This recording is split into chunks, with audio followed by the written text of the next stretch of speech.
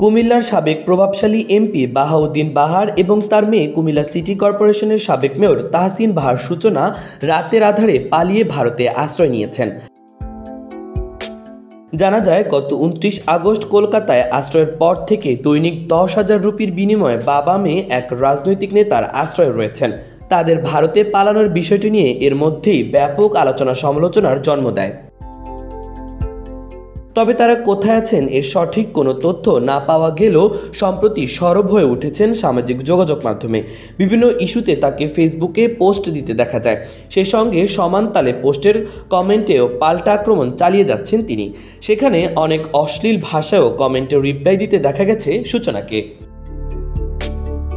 বুধবার 25 সেপ্টেম্বর নিহত সেনা সদস্য তানজিম সারোয়ারকে নিয়ে নিজের ভেরিফাইড ফেসবুক পেজে একটি পোস্ট করেন সূচনা। সেই পোস্টে সূচনাকে উদ্দেশ্য করে অনেকে বিভিন্ন রকম নেগেটিভ কমেন্ট করেন।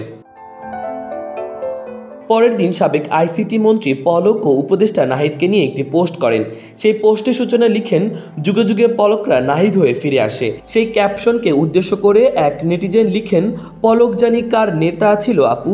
সেই কমেন্টের জবাবে সূচনা লিখেন, অন্তত আমার না। গুজব চলাকালীনও আমি সবার সিকিউরিটি নিয়ে ওনার পেজে সরাসরি কমেন্ট করেছি। অতি মেধায় যারা এখন 600 টাকার ইলিশ খায় তারাই তখন আমাকে বুঝে না বুঝে অ্যাটাক করেছিল। ওই পোস্টে আরেকজন কমেন্ট করেছেন, ইন্ডিয়া থেকে পোস্ট করছেন, কুমিল্লা কবে আসবেন? সেই কমেন্টের উত্তরে সূচনা লিখেন, আছি তো কুমিল্লায়, নতুন বাসা গোছাচ্ছি, তোমাদের যেন লুট চুরি আর আগুন দিতে সুবিধা হয়। তবে সাবেক এই মেয়রের এমন মন্তব্যের জবাবে আবার অনেককে ক্ষোভ প্রকাশ করতেও দেখা গেছে। মাহবুবুর রহমান ইমন, খবর সংযোগ।